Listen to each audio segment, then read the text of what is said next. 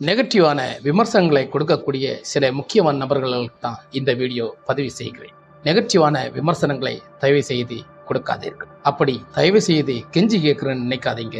நெகட்டிவான விமர்சனங்களை கொடுக்கறதுனால உங்களுக்கு என்ன லாபம் அதில் கிடைக்கப் போகிறதுன்னு எனக்கு தெரியல. ஏன் அதிகமாக இப்பேற்பட்ட பிரம்மாண்ட ஒரு படத்தை நமக்கு நெகட்டிவான விமர்சனம் கொடுக்கறதுனால உங்கள் வீட்டில் நீங்கள் சாப்பிட முடியாமல் இருக்க போறீங்களா? இல்லை, அப்படித்தானா? வாங்க இந்த வீடியோ பற்றி நமக்கு விரிவாக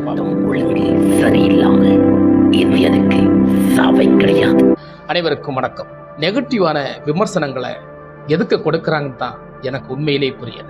உண்மையிலே இந்தியன் 2 படம் ஒரு வரலாறு மிக்க ஒரு நல்ல ஒரு படத்தை தான் சங்கர் கொடுத்திருக்கிறார்.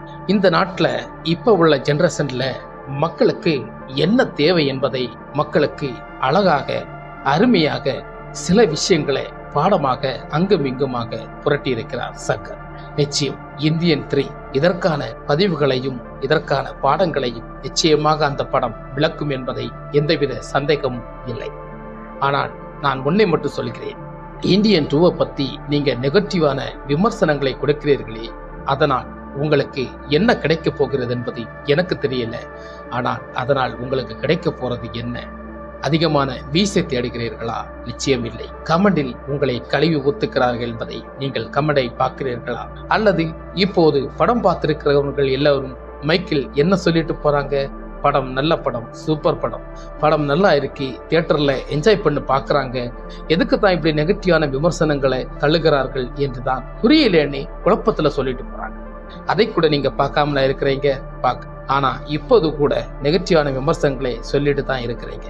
இதனால உங்களுக்கு என்ன கிடைக்க போறதுன்னு எனக்கு பெரும் குழப்பமாக இருக்குங்க. இந்த நெகட்டிவான விமர்சனம் நீங்கள் கொடுக்கறதுனால 300 கோடி செலவு பண்ணி ஒரு படத்தை எடுத்திருக்கிறோம்.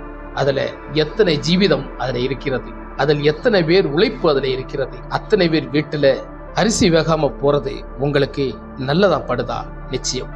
இதை வைத்து அடுத்த கதை சங்கர் எடுப்பார். ஒரு சினிமாவை இந்த அளவுக்கு பிரமாண்டப்படுத்தி எடுக்கும் போது அதை நீங்கள் நச்சுறுத்தி அதை ஓட விடாமல் ஆக்குவது உள்ள திட்டத்தை வன்மத்தை நீங்கள் துடைக்கும் போது அதை வைத்து ஒரு கதை சங்கர் எழுதுவார். நான் சொல்கிறேன், சங்கர் எழுதுவார். சங்கருக்கு நாட்டு நடப்பு தெரியும், நாட்டில் மக்களுடைய எளிமையான முறைகள் தெரியும், மக்கள் எந்த அளவுக்கு இங்கே வீழ்ச்சியில் இருக்கிறார் என்பதை சங்கருக்கு தெரியும், புரியும். அதனால்தான் அவர் நிறைய படங்களை கொடுத்திருக்கிறார். ஆனால் அவர் இந்த வருஷங்கள் 30 வருஷ வாழ்க்கையில் அவர் குறைவான படங்களை கொடுப்பதை அதற்காகத்தான். உண்மையில் அதிகமான தியேட்டர்ஸ் எல்லாம் எடுத்துதான் ஒரு படத்தை சினிமாவை தயாரிக்கக்கூடியவர் தான் சங்கர். அந்த அளவுக்குத்தான் ஒரு படங்களை கொடுப்பார். நீங்க இந்த படத்தை நீங்க கொண்டாடலைன்னா நான் நிச்சயமா வம்புக்கு வரல. ஆனா ஜெயிலர் படத்தை எதனால நீங்க கொண்டாடினீங்க? ஜெயிலர் படத்துல அப்படி என்ன மெசேஜ் உங்களுக்கு பிடிச்சது? அதுலயும் அப்படித்தாங்க. எனக்கு ஃபர்ஸ்ட் பாட்டே ஜெயிலர் படம் பிடிக்கவே இல்லை, செகண்ட் பாட்டு தான் எனக்கு படமே பிடிச்சிருக்கு. அந்த அளவுக்கு ஜெயிலர் படத்துல மாசு தான் இருக்குங்க. அதுல என்ன விமர்சனம் அதுல நீங்க சொல்ல முடியும்? என்ன ஒரு கதை அதுல சொல்ல முடியும்? வெறும் மாசு தானே. ஆனா ஜெயிலர் படம் பிடிக்கல, எனக்கு பிடிச்சிருக்கு ஜெயிலர் படம்.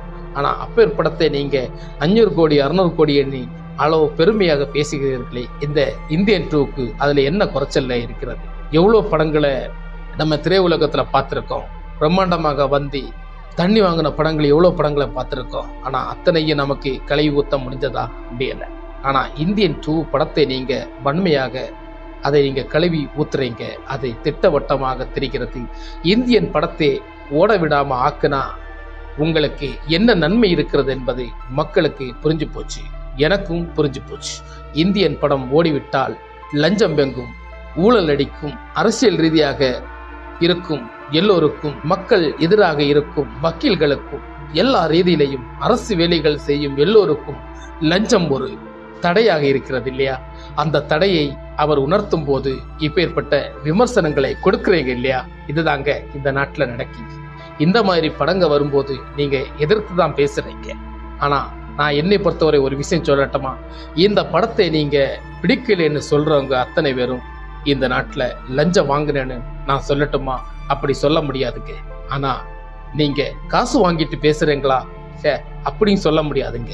ஏன்னா மக்களின் ஈரம் உங்களுக்குள் இருக்கிறது, மக்களின் கண்ணீர் உங்களுக்குள் இருக்கிறது. அது ஏதோ ஒரு பக்கம் வெளிப்பாடாக உங்களுக்குள்ளே இருக்கும். அந்த மாதிரி வெளிப்பாடை நீங்க கொண்டு வந்து இந்த மாதிரி படத்தை நீங்கள் மக்களுக்கு சேர்க்கக்கூடியவன் தான் உண்மையான இந்தியன்.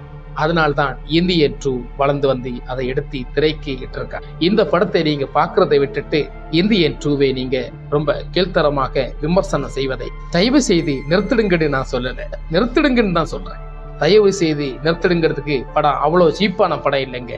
நீங்க தயவு செய்து நிறுத்துறதை பேசுங்க, ஆனா அதற்கு எதிராக நாங்களும் பேசுவோம். அதை நீங்க வேடிக்கை பாருங்க. அதை மட்டும் இந்த வீடியோல சொல்லிக்கிறேன். இந்த நெகட்டிவான விமர்சனம் சொல்பவர்களுக்கு இந்த வீடியோ ஒரு பாடமாக இருக்கும் என்று நான் கருதுகிறேன். இந்த நெகட்டிவான விமர்சனங்களை சொல்பவர்களை எதிர்த்து நிற்கிற மக்கள் இந்த வீடியோ கண்டிப்பாக நிச்சயம் அவர்கள் நெஞ்சை தொடும் என்று நான் நினைக்கிறேன். இந்த வீடியோ பிடிக்கும் அத்தனை மக்களுக்கும் உள்ளங்களுக்கும் நெஞ்சங்களுக்கும் என் மனமார்ந்த நன்றியை தெரிவித்துக் கொள்கிறேன். அனைவருக்கும் என் நினைவுபூர்வமான நன்றிகள். அனைத்து மக்களுக்கும் என் நன்றிகளும் பாராட்டுகளும். அனைவருக்கும் இதை பேசிக் கொண்டிருப்பது உங்கள் பெஞ்சமின். அனைவரும் இந்த வீடியோ உங்களுக்கு பிடிச்சிருந்தா மறக்காம நம்ம சேனலுக்கு சப்ஸ்கிரைப், லைக்கும் பண்ணுங்க, ஷேர் பண்ணுங்க.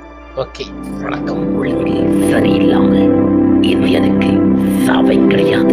இந்த இந்தியாவின் வரலாறு